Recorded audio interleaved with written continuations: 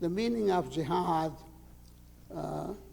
has ranged all the way from fight to struggle to fight in the cause of something.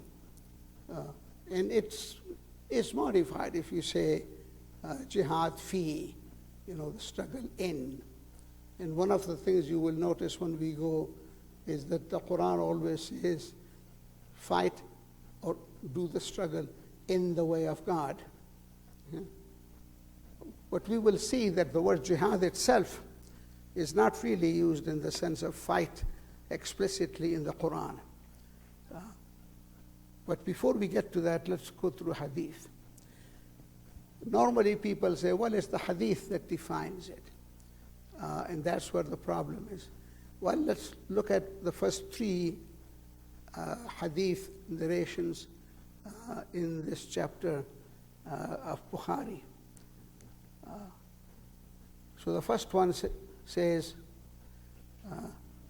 and I hope you can read it. What is the emphasis in that one?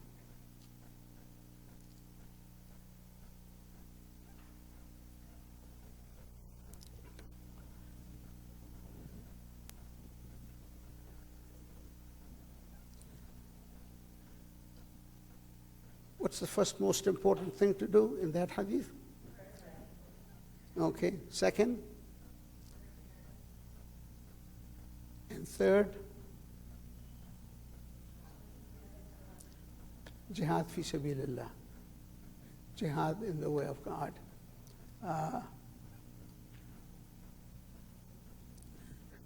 And the narrator says that I was afraid that if I continued, he'll add more stuff to it, so he stopped. That's the first hadith in that chapter. The second one in that same chapter,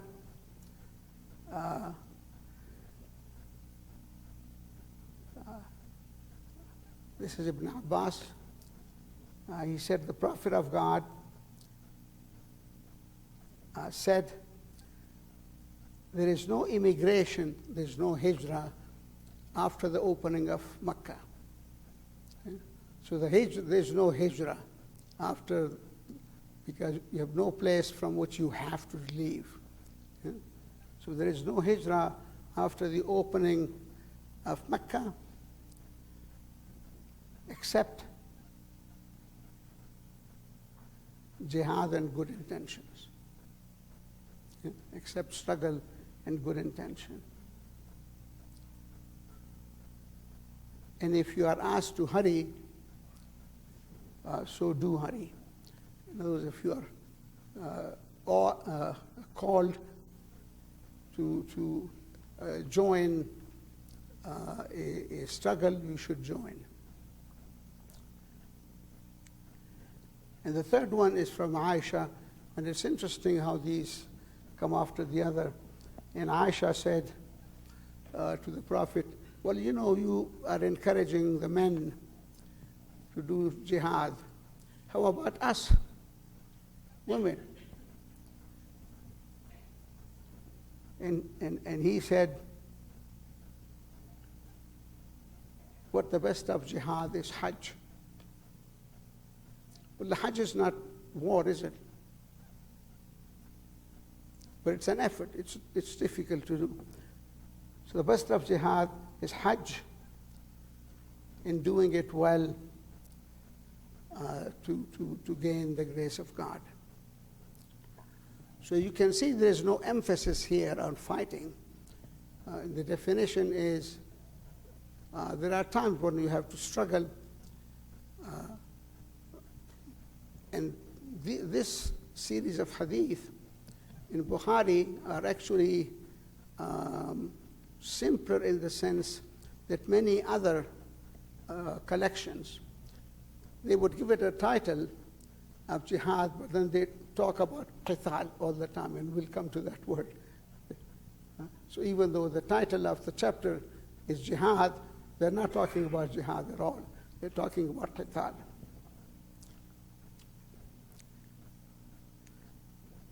So I'm giving you a summary, and I'll try to simplify it if I can. So it's a moral struggle. I started writing a piece.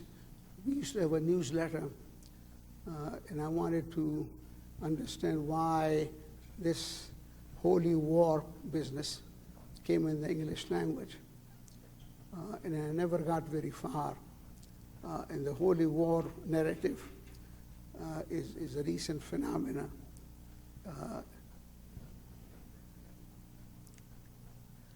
So jihad has a component, which is a military struggle. Okay? And we'll come to that because that's institutionalizing something that happens. So you cannot say that jihad is only a struggle against yourself, and it's a moral struggle, and so on. One of the things that I hope you all notice that we, in this institute, we don't apologize for anything. We explain the way that things are, okay? And let the chips fall where they may. Okay? So yes, there's a jihad which involves fighting, and we'll talk about that. But there are rules of engagement. And then there is qital. Qital is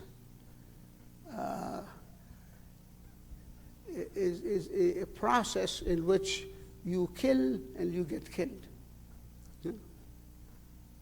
Qital, you kill and you get killed.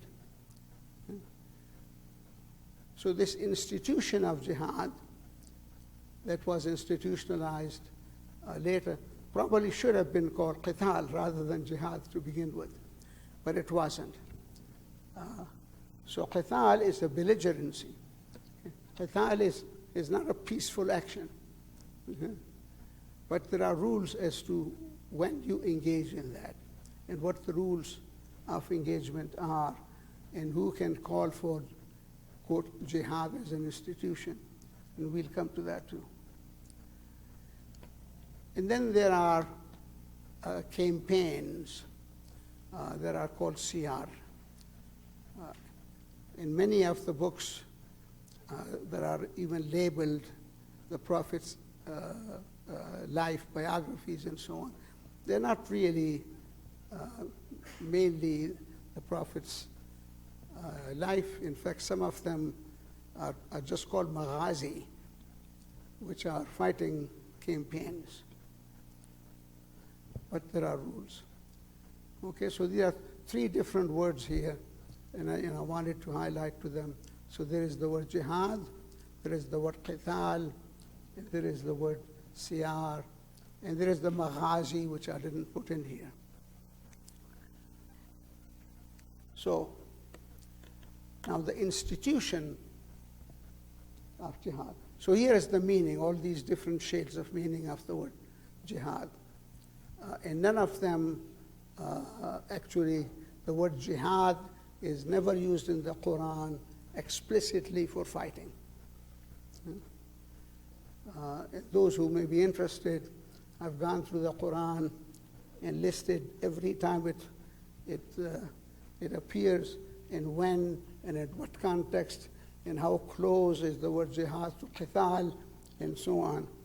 It is never used in the sense of fighting explicitly. But the word what qital is. So when does it happen as an institution? It is to protect the interests of the people. So the scholars decided to protect the interest of the people. They created this institution, or they started talking about the institution and named it jihad. And I think I've said this already, they probably should have called it qital, but they didn't.